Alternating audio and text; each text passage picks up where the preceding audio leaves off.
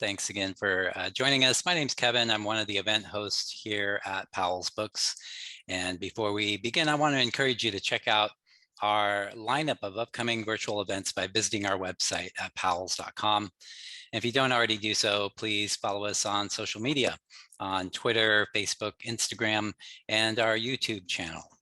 Tonight, we are so excited to welcome the one and only Rickie Lee Jones, the artist behind 17 fantastic albums and winner of 2 Grammy Awards, brings us Last Chance Texaco, Chronicles of an American Troubadour. It's the first ever no-holds-barred account of the life of Rickie Lee Jones in her own words. It is a tale of desperate chances and impossible triumphs, an adventure story of a girl who beat the odds and grew up to become one of the most legendary artists of her time, turning adversity and hopelessness into timeless music. With candor and lyricism, the Duchess of Coolsville, as Time magazine dubbed her, takes on a singular journey through her nomadic childhood, to her years as a teenage runaway, through her legendary love affair with Tom Waits, and ultimately her longevity as the hardest working woman in rock and roll. Rickie Lee Jones's stories are rich with the infamous characters of her early songs, Chucky's and Love, Weasel and the White Boy's Cool, Danny's All-Star Joint, and Easy Money. But long before her notoriety in show business, there was a vaudevillian cast of hitchhikers, bank robbers, jailbreaks, drug mules, a pimp with a heart of gold, and tales of her fabled ancestors. In this tender and intimate memoir by one of the most remarkable trailblazing and tenacious women in music are never before told stories of the girl in the raspberry beret, a singer-songwriter whose music defied categorization and inspired American pop culture for decades. This evening's event includes an audience Q&A. Please use the Q&A button at the bottom of your screen if you would like to ask a question. And if someone has asked a question that you like, then you can give that question a thumbs up. And most importantly, please consider supporting Rickie Lee and Powell's by purchasing a copy of her new memoir from us. A link to buy Last Chance Texaco in hardcover or audiobook will be shared in the chat a couple of times this evening. And those of you who live locally here in Portland and want to see her live, Rickie Lee is performing tomorrow night at the Aladdin Theater. Rickie Lee, it's really such a thrill to have you here. Thanks for joining us. Thank you. I'm so glad to be here. Thank you.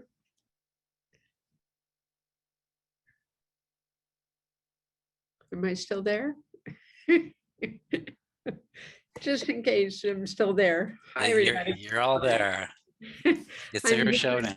All right. I'm here in Portland, and we were originally coming here to do this book event live, but it had to become virtual a couple of weeks ago. So I'm so glad y'all could still come. I left New Orleans the day before the hurricane arrived and was lucky enough to catch a flight out and be able to play in Seattle last night and come here. So yay, here I am. Last Chance Texaco was 7 years writing, but I think my agent reminded me another 3 or 5 years before that, we were talking about the idea of doing the book. And I had 2 ideas about it. One, I wanted to tell the story of my family. If you get to read the book, you'll see how courageous and heartbreaking they are. And I wanted them to have a story of redemption. They made some decisions that were unorthodox and sometimes just maybe dead wrong, but I wanted to tell the story in a way that you remember that your parents and your family, and the people you love, nobody's a villain any more than they're an angel. People make good and bad choices. It's so easy to make them black or white in a story. So that was another thing I wanted to do while I was describing some of the things my father did that at the time were tragic, to tell you the wonderful things he did as well. And the other thing I wanted to do as I was reckoning with my fame, my success, my career, my family, my life, was to tell the story of one woman who lived in these times, and not a story of a famous person, although for some time I am famous, but that's not what the story is. I get to use fame as an opportunity to get a book deal, but the story is different than that. So that I thought, if in 100 years somebody reads this book, they'll read an accurate account of what it was like to live in 1960 and 70 and 80 and now. Okay, so I think I succeeded in that. The stories of my past, and especially my childhood, have become mythological in proportion. They were so big and crystal clear. And I think the beginning of the book reflects that relationship to my childhood. As life goes on, things get muddier for me, things get more complicated. And the runaway stories, I edited a lot of them. I want to write more and tell you more of those stories. But if I included too much of that, the book would have been weighed by those particular times. And I wanted it to keep moving, even through LA, even through France, all the way to the end. So I'm very proud of it. And it's had, to me, in my career, unprecedented reading. Well, kind of like the first record. I feel like I'm debuting in a way, and I am in the literary world. So I thought I'd read you a little bit, just a little bit of the story of my mother and grandmother. But before I do, I wanted to tell you an amazing thing that happened after the book came out. And I've been on Ancestry.com for a long time, but I had a relative contact me. He said, we are related through an ancestor 7 generations back. Richard Jones, which is the name of my dad. Richard Jones came to America in the late 1600s. And you, Rickie, are one of the first families of North Carolina. For, growing up in the backseat of the car, it was an incredible thing to find out. And I just wanted to, before we start the stories, tell you that these are the stories of one of the early settlers of America, an American story. So this is the story of my mother's mother and my mother's mother's mother, Ora Isa Spice. Grandmother Spice's family were pioneers, turn-of-the-century Americans who combed their teeth with a wagon wheel. Born in the late 1800s, my great relatives worked their way across this young country. They had no running water, no electricity. Funny, it wasn't much more than 100 years ago. They were all just kids. Now they are weeds in the wind, a trickle down your back. Life is a locomotive, and as long as you watch it from a distance, it takes a long time to go by. Ride that train, and you'll be gone in the blink of an eye, the landscape moving with you.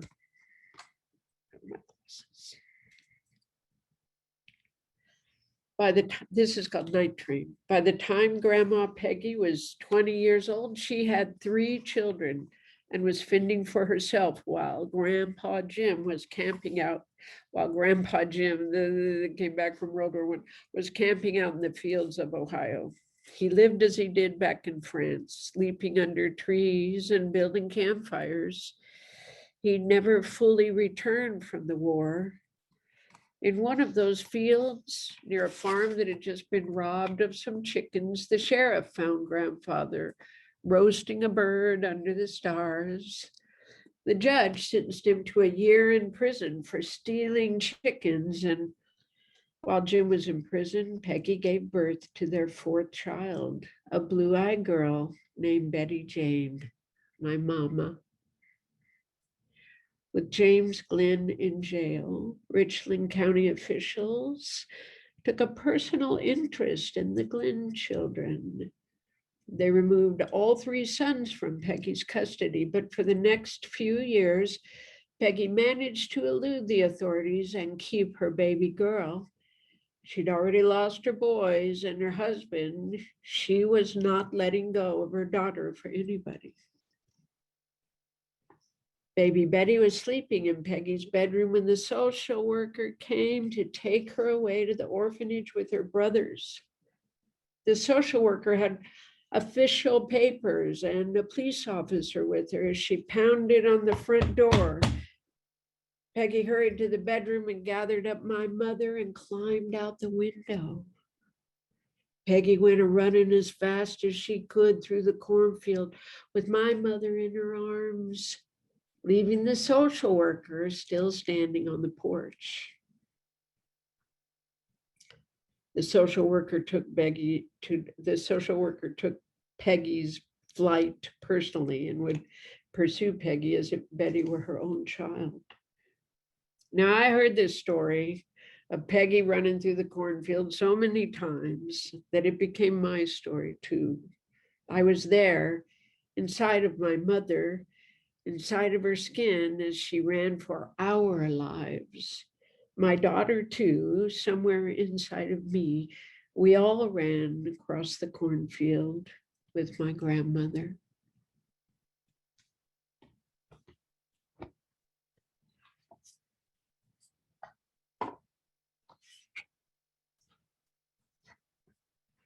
If my mother, oh, I'm sorry, this is chapter 10, Walk on Gilded Splinters. If my mother was the angel of my childhood, my father was the guardian of my teenage years. Dad looked after me in those breaking years while trying to keep the peace between my mother and myself. Perhaps he recognized himself in my wanderings. Perhaps he knew if he didn't watch over me, no one else would. My father could see that I was trying to keep up with my better self, but my wild side was dragging me behind it. Walking down Electric Avenue in Seal Beach, California, coming home for dinner, summer almost here, just a week or so of school left, I surprised myself by sticking out my thumb instead of going home. I headed up to Big Sur. I had not planned it, and I still do not know why I did it. Big Sur had a dramatic rising earth on one side and death by ocean cliff on the other. San Simeon to the south was a strip of motels west of Hearst Castle. The lone sentinel guarding the entrance to the mystical land of Big Sur. I was just one of 5 or 6 people hoping for a ride there. None of the camaraderie of the Santa Barbara roadside where hitchhikers got dropped off. And with darkness coming, rides would be scarce. People were downright unfriendly. Whatever they had, they were keeping for themselves. No one offered food, water, or shared a sleeping bag. I had missed out on the whole Big Sur legend the summer before. And so this time I was going to find out what was going on in there. But in fact, I didn't understand what I was doing. I just wanted to be out of the house and be in the middle of I just wanted to be out of the house. Now I wanted to go home. Trouble always seemed to be the only ticket out. As the sun set, a cold fog washed in. I was shivering and hungry and totally sorry. Why did I do those things? I hated myself. I laid down on the ground in the shelter of a south-facing wall, hotel wall, and pulled my shirt up over my throat to flimsily protect myself from the cold ocean wind. It's funny, as I read this, I get really cold. My heart began to sink as I watched the guy who gave me the ride check into a hotel room. I wondered if he knew how much it would mean to me to lie down out of the cold and rest my tired mind. He had no obligation to share. It was his money and his room, but he seemed so cavalier with the privilege his credit card brought him. I wanted to knock on every door of that roadway Inn and beg them to let me come in and get warm and take a bath. With no obligation to do anything in return, I'd sleep on the floor. Please, not likely. That night, I cried big tears through uncontrollable shivers. I wish I could just take it all back. My mother would be so angry and disappointed in me. I stood in the phone booth and asked the operator to make a collect call. Collect call from Rickie Lee. Will you accept? Yes. Oh, Mama, I don't know why. Where are you? I didn't want to tell her. We can come and get you. Yes, but maybe I can come back in a few days.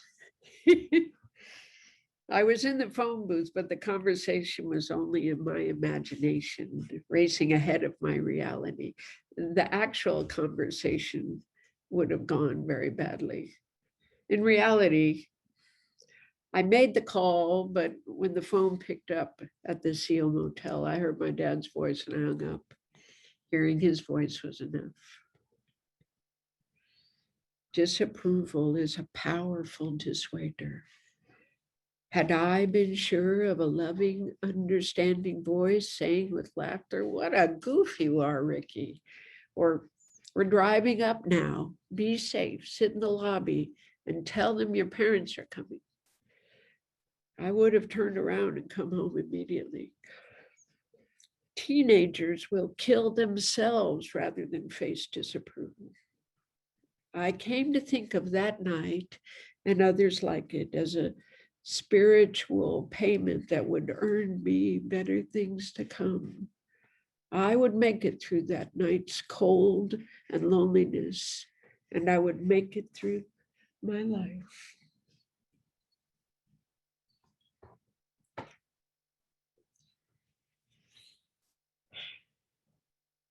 So that's the prelude and just a little part of the stories of me hitchhiking.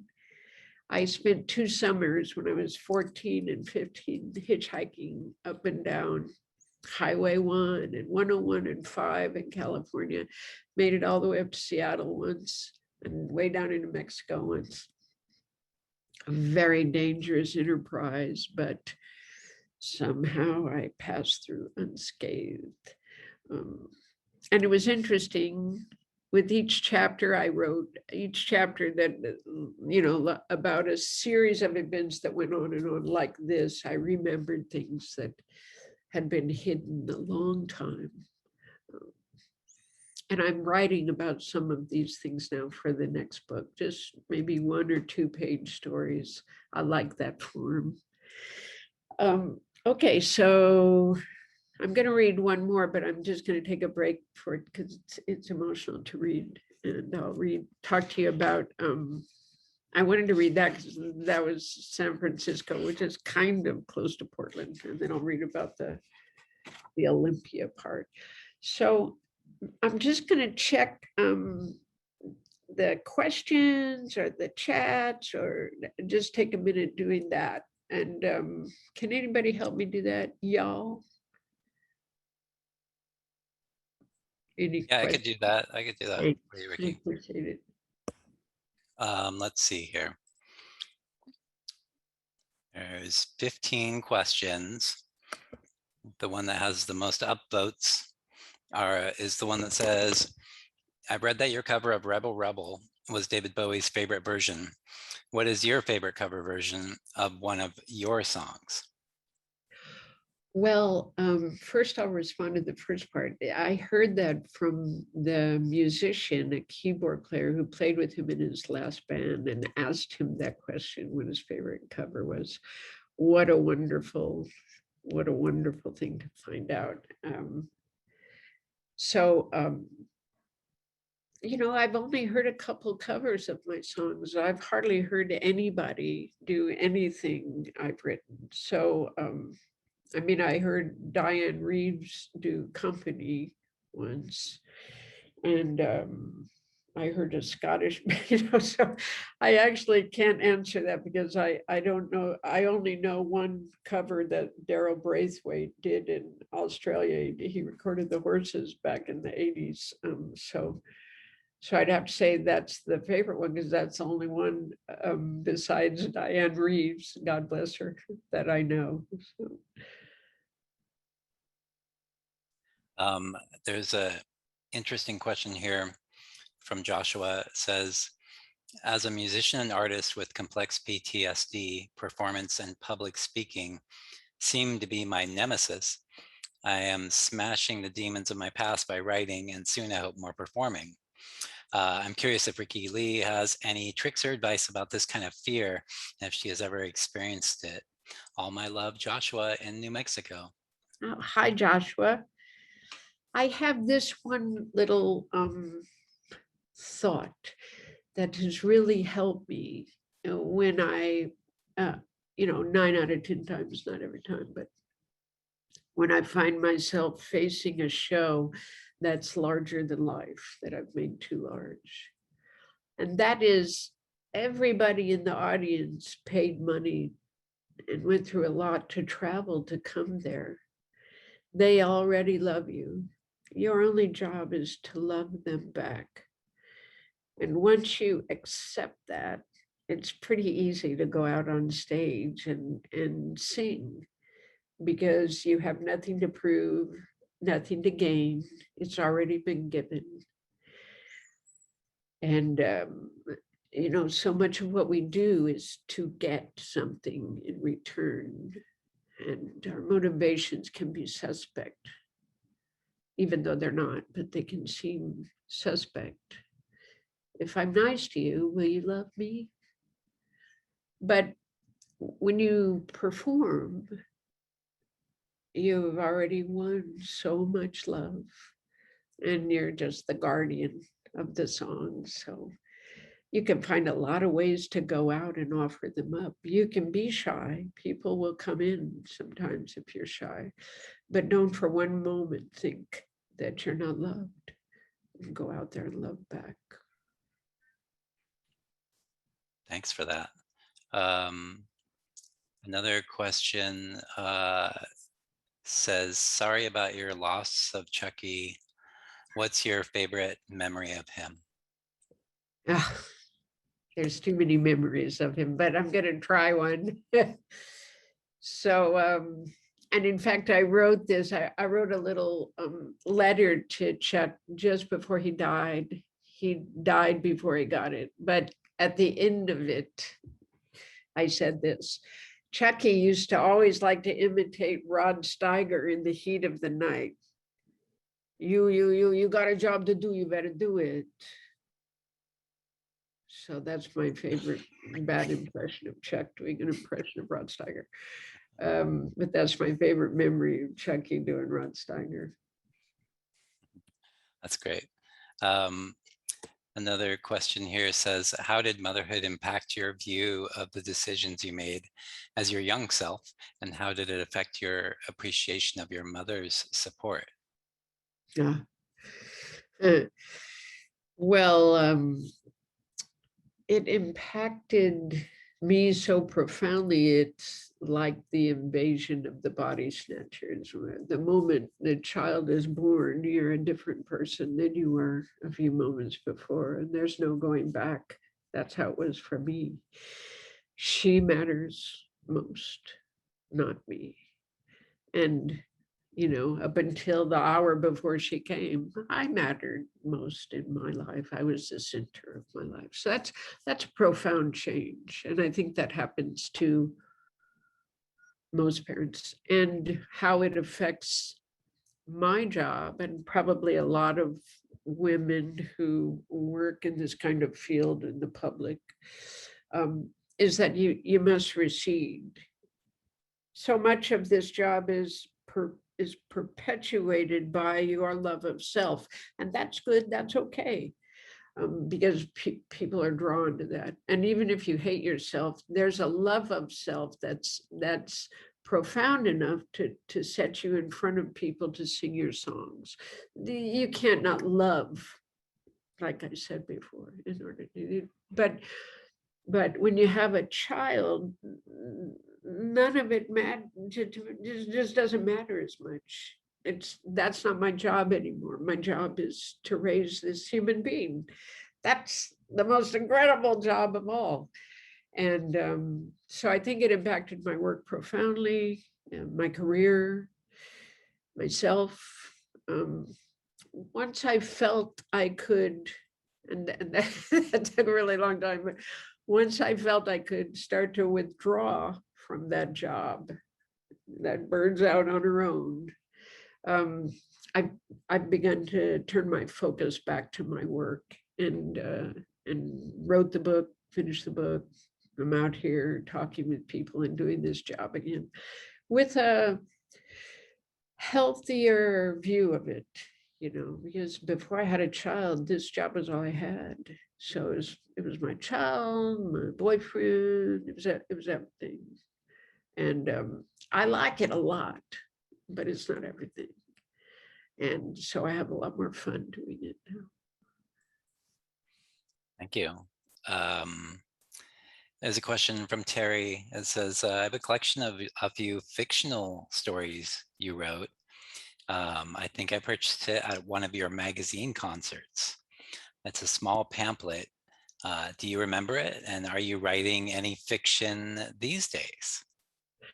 Well, that pamphlet was meant to be a part of that theatrical experience. And it wasn't really writing that, in my opinion, that was supposed to stand outside of how it enhanced what you were seeing and what you would experience watching. I'm so glad to have that, because I can't find any of them anywhere outside of the theatrical experience of the, the glory in the kitchen and my father's cigar and the poems and places that the thing pivoted around the magazine tour. So I do remember it. I don't remember all the writing in it, but I remembered the beginning of one of them, where my father's cigar is a beacon on foreign soil.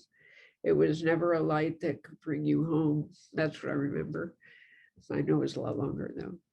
So my father's cigar ends up in the book too, the story of the scorpions there. So yes. And what was your question at the end? Am I going to write what? I think he asked if you're writing fiction, if you have plans to write more fiction. Fiction. I have been working on, not really working, but thinking about writing a fictional epic about a bunch of, I don't like the word, but a bunch of murder of crows, because I sit and watch birds a lot, and crows especially, from California down into Louisiana and up in New York. These extended families always talking to each other. So I was watching them. I think I'm going to make up names and stories about the crows. So I may write that one yet. That sounds really fun.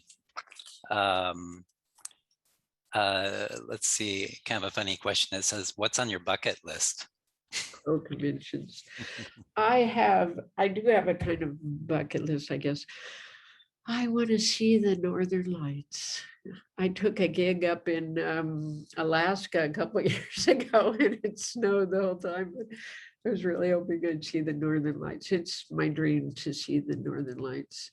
And I don't like being cold either, so it's going to be hard. I'd also like to go to Africa, Lake Victoria, or travel down the whole continent, really. That's the country I haven't been to that I'd like to go to. And I might like to go down to Antarctica. Is it Antarctica on the bottom? Yeah, Antarctica.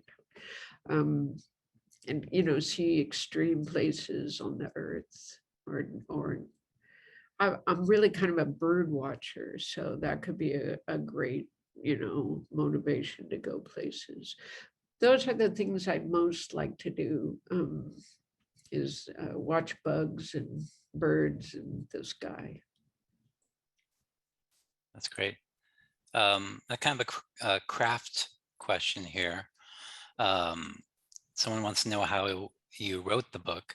Did you write it on a computer? Did you write by hand? Did you use a recorder? How did you go about putting it together?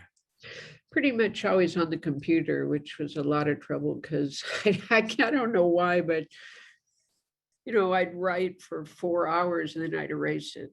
And that was kind of what happened for a few months. And so I'll write it again tomorrow. Early on, I had written the stories about my mother first. My mother's stories are the heart of me, the country I come from, and her stories that she had told me. So that I knew that one, that was down. It's the extraneous stuff, your thoughts, your opinions about things.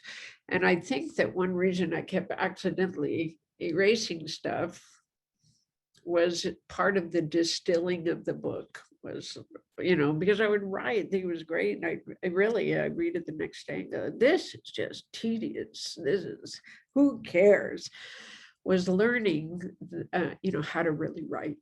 I can write prose, I can tell a story, but to write a book and keep the arc of a book and keep the interest of the reader, because a memoir is okay, and then I did this, and then I saw that, it's a diary, but if you're interested in that person, you'll go through it. But I wanted to write a book. And so I had a little bit of help. My friend said, books need to have themes. What's the theme of your life? I'm looking, I see some themes. What do you see? And so the themes that turn up again and again in my life are magic and music and blah, blah, blah, blah. So I identified the themes. And then all these stories I had to tell, I knew which stories to tell because they would stay with the theme. And now it was a beautiful book. Otherwise, I've edited out many, many stories. There's so much more that happened to me, but it weighted the book terribly. So many more terrible things. But telling you one the whole book would have felt like that was the story. So I wanted it to be a beautiful streamlined ride and return to the theme of magic. And some of that, so as I identified the theme and went looking, I went, what about that Van Morrison story? Holy Moses, that's pretty crazy. And the earlier, prophetic things that happened when I was a child, and there's inexplicable stuff and magic happening all the time in my life, and I accept it and love it. So I'd say it was written on the computer, definitely, and written a few times, printed out and thrown away and started again. Yeah, and you talk about how you were afraid of, having too much of, certain things and weighing it down in a certain direction. Did you have a lot of back and forth with the editor as far as like taking stuff out? Did you have to take out like 100 pages or? Not at all. The editor did not. She didn't talk to me about it at all. I was definitely on my own. She reminded me gently, your job is to turn in a finished book. So It was, but it was, aside from the editor part, it was a lot of rewriting. Oh, but I love this part, but I love this part. But if I take it out, wow, it's really going to move. And parting with good stories and beautiful little, pieces of prose in order to keep the story moving. There were hard things, and but I did it. That's nice. A question here from Peggy. She said that she happened upon the song your father wrote for you, "The Moon is Made of Gold," and she was absolutely charmed by it. Do you have any stories connected with that song? She says her mom wrote lullabies for her, so she knows how special that is. That song's not written for me. According to my big sister, he wrote it for her, but he did write it the year that I was born in 1954. I don't really, there was some story about it that Stardust has some unusual amount of bars or something, and Dad wanted to write, the song has an introduction and then the song takes place. Dad wanted to write a song in response to, I don't know what he was talking about, but that's the only story, is my big sister says he wrote it for her. So there you go. Oh, also, he and my uncle in the 50s, they used to have these little booths you could go into to make a record, like a photo booth. And they went in and made a record of "The Moon is Made of Gold," which I grew up hearing. And it was so enchanting and inviting. If my father's voice was on a record, I could be on a record too. So and they put that on, and Uncle Bob whistled the solo, and he played this beautiful chunk, chunk, chunk, and my father sang. The record got broken. I remember it in my sister's garage. But it was a magical thing. It got broken because it had to get broken. But yeah, that's it. There's a question from Russ, and let me know if you want to go back to All right, I'm talking looking for about that. talking about something else you want to talk about. But we have a lot of questions, a lot of people sending love, and this question says, "Can you please tell us a story about Daryl Braithwaite using your song 'Horses'? Did you really give him the song?" Did I give him the song? No, I didn't give him the song. My publisher in Australia, Rondor Music, were the sub-publisher. I owned my own publishing, and then in different countries had publishers there, and they were fantastic for me. My French and Australian publishers were wonderful, and he took the song to Daryl Braithwaite. I had recorded it on the Horses, and he said, we really want him to do it. He's had a little bit of success in this, and so yeah, that's great. And I'm glad somebody's recording something.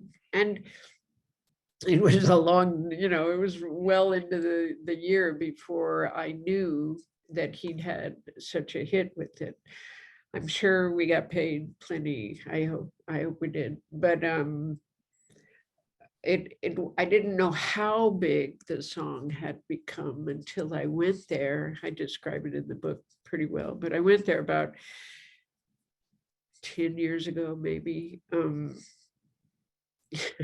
And I just come in off the plane. I sit down, I turn on the TV, and I'm turning it around, and there's a horse race. I stop and look, and there's this guy singing, and then I hear this music, and I go, "That's the way it's gonna be, little darling." And everybody's singing along, "Riding on the horses." Yeah, the whole stadium. All right, Rickie, there you go. The whole world saying hello to you. How's that? That's pretty great. So it's not just that he was singing my song at the racetrack, it's that the whole audience was singing along with him. And I don't know what the song means to them, but it's an anthem there, and I think it's still an anthem. I don't think it's gone out of style. It's incredible. I love it. You know, when I see myself on the go back like that, I look like my brother. It's funny how you grow up to be your family. Huh? Yeah. All right, I was going to read this part about Olympia. What chapter was that? Was that 6? Let's see. I think it was page 160. It's right before the photos, All right, 167. here we go. So I grew up in Phoenix, and then my family moved to Olympia, Washington in 1969, where I went to high school till I escaped in 1972. And my memory of the Northwest is, you know, coming from the desert to the Northwest is all the green and the light coming through the forest full of fairies.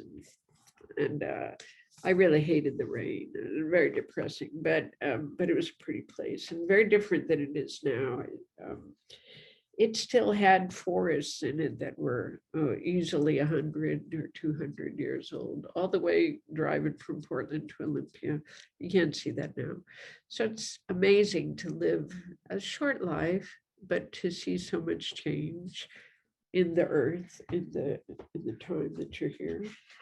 So this so this chapter, which was funny because when we were printing it and I was going back and forth with the publisher who was helping me print it, they just didn't understand what this part was in the front, why I wanted it in italics. But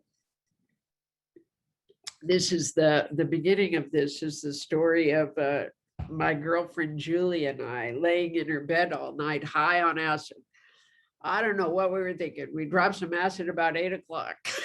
By midnight, we were so high, laying in the dark, laughing up all night. So the adventures of Rickie and Julie.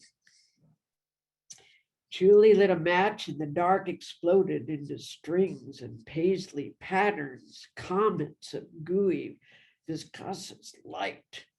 I hollered to the Lord, "I've seen the light. And it's burning my fingers," which is very funny stuff on LSD. All night long, we laughed, our minds peeled open for any passing revelation, playing on words and lying on the cool sheets in the dark that was lit up by the lights of our dilated eyes. A couple of teenage girls safe at home, higher than kites fly on windy days.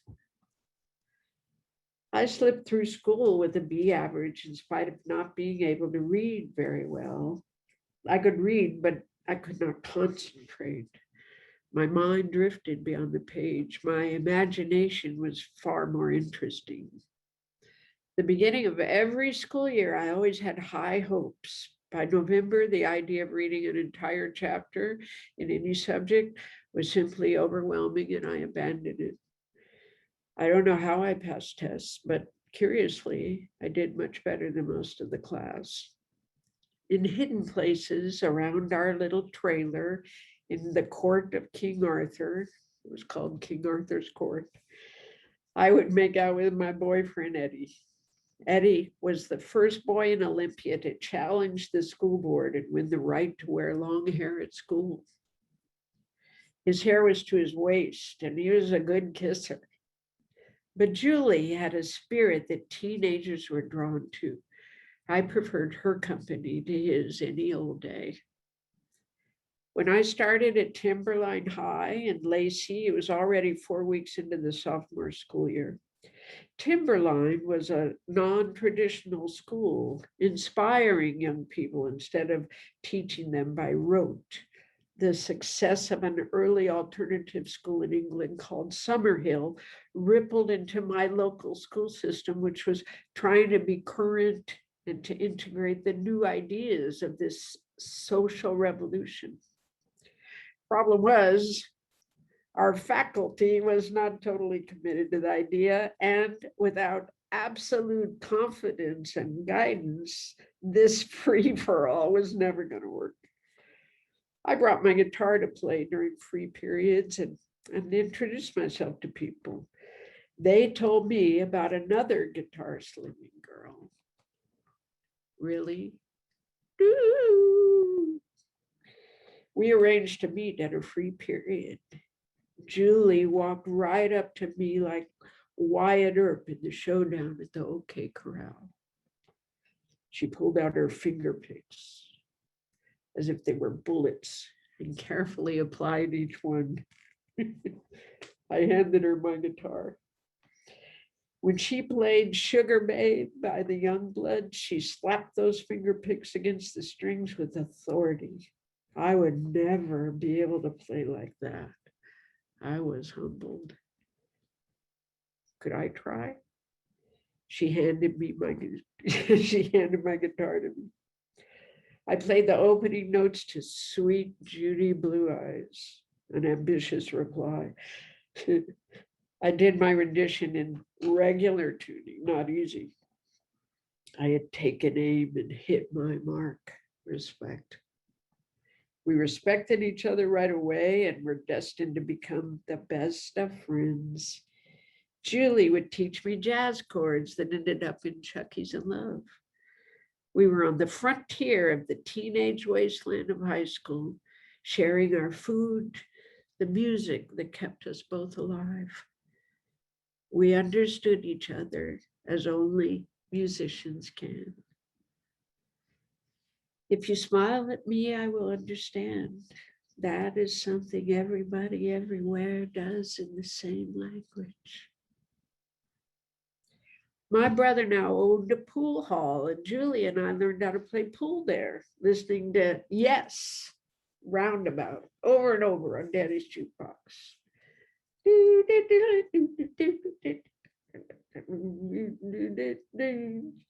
Can you see it? Can you hear it? We're going to do a bank shot. Julie became protective of Danny and I, making sure no one treated him badly and no one bad-mouthed me. She was a sister to us both.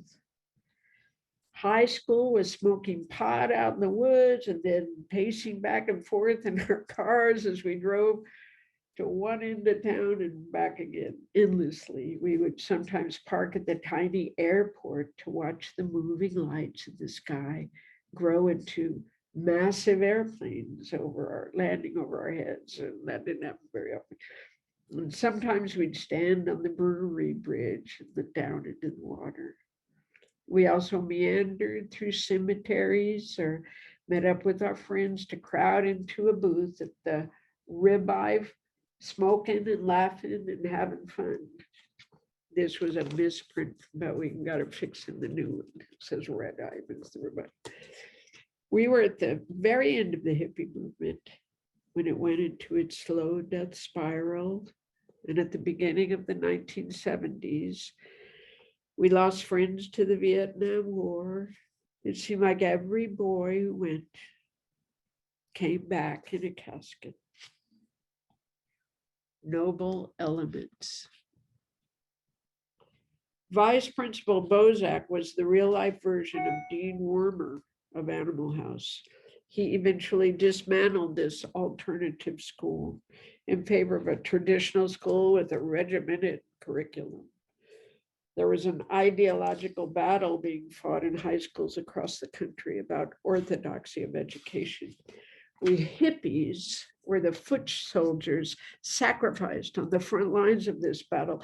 That included kicking me and 11 other heads out of school before the end of our junior year.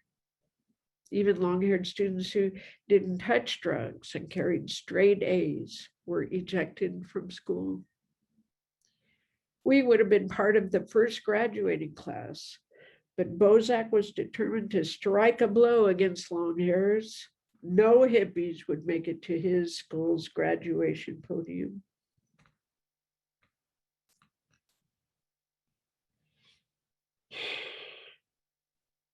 All right, I'll tell you what happened. I was fundamentally against the requirement that girls learn skills to become housewives, a role I would never accept. I tried, but I wasn't allowed to enroll in the boys' woodshop class. I showed up in home ec one morning, ready to learn how to hem my skirt. and the teacher told me to remove my hat. Thus, once again, I was suspended from school for refusing to remove my hat. I returned to class 4 days later, and the teacher expelled me again. She evidently didn't know I'd been gone. Daffy Dame. I explained this to Mr. Bozak, but his issue was never women's hats. He cut me off with, I don't care. You are an undesirable element here. Later, joined by my parents, we met in his office, and he offered this as the reason he was uninviting me from continuing my education at Timberline. Rickie is an undesirable element. He was kicking me out of school.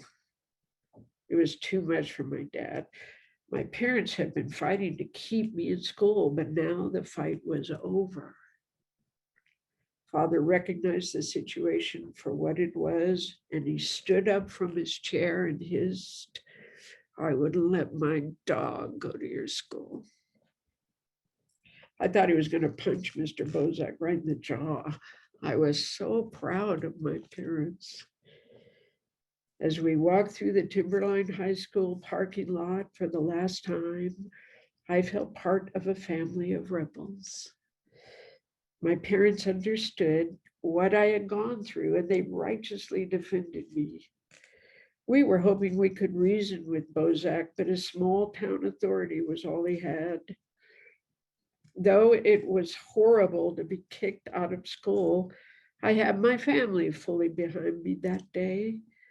I was hopeful we would become whole again, and for longer than just one day. It was us against the world. We had just lost a fight with Bozak, but we won an encouraging battle for our family. Unfortunately, it would be our last battle fought together in a foxhole, the last scorpion of our tired history.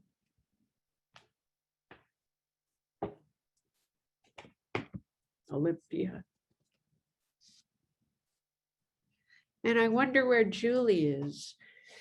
I keep looking for her. She was in Olympia for many years, my friend Julie Lindgren. And she worked for the state, if anybody knows her. I hope she's alive and well, Julie. Yeah, baby. 5 minutes, 6 minutes. So before we take a couple more, anything you want me to do, what a privilege it is to speak to people all over the world and have you come and be interested in my work.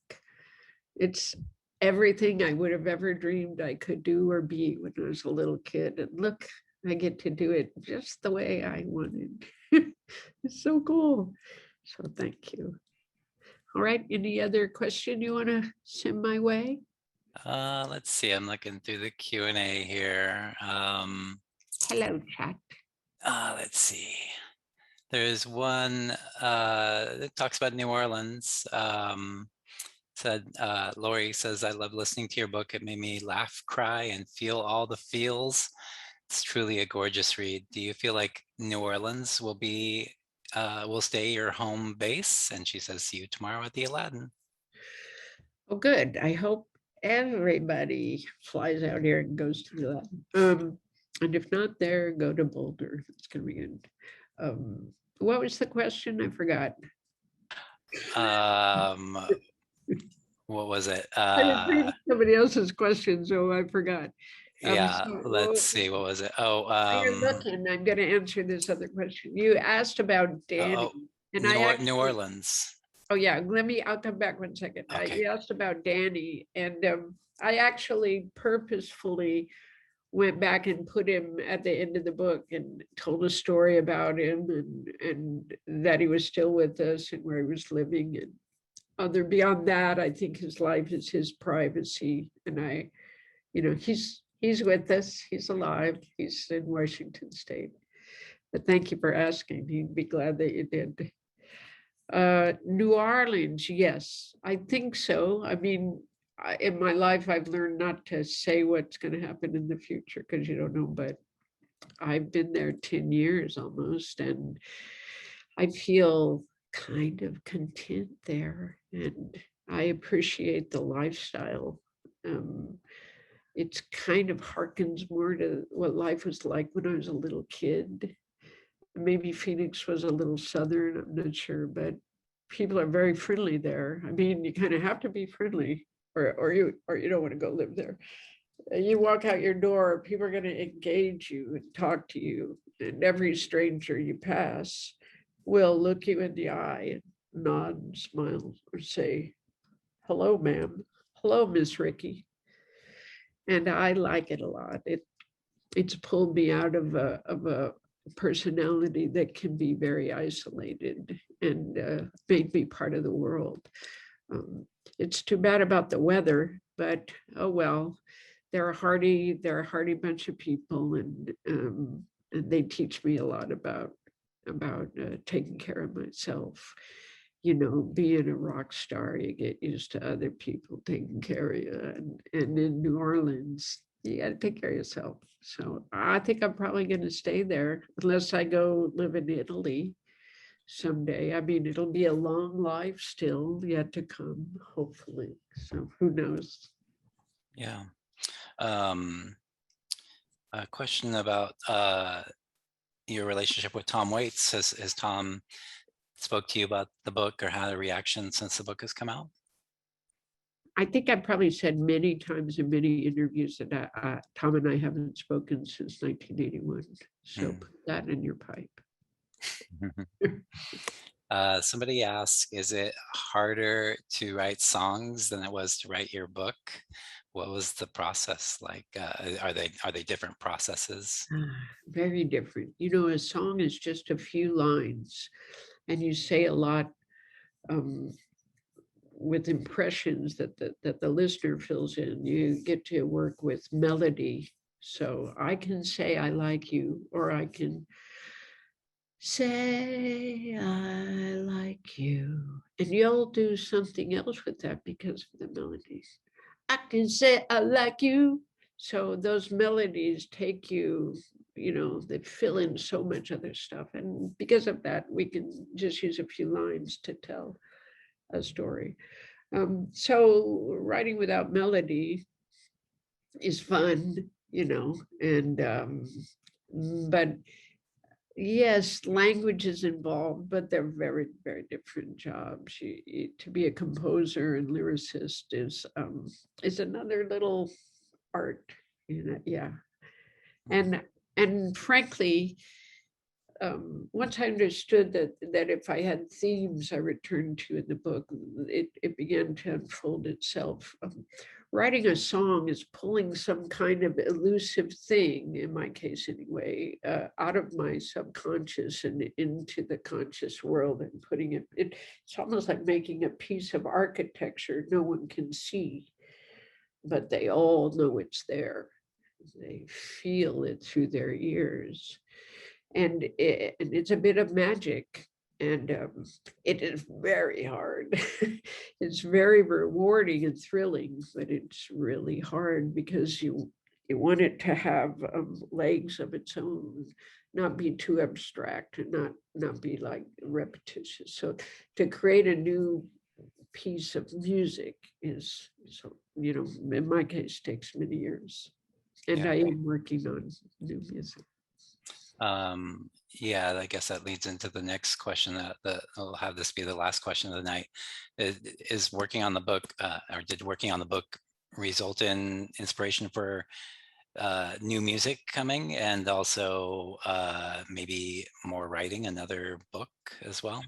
It's resulted in you know, just a flood of inspiration. I've been in the most creative time I've ever been in my life. I've been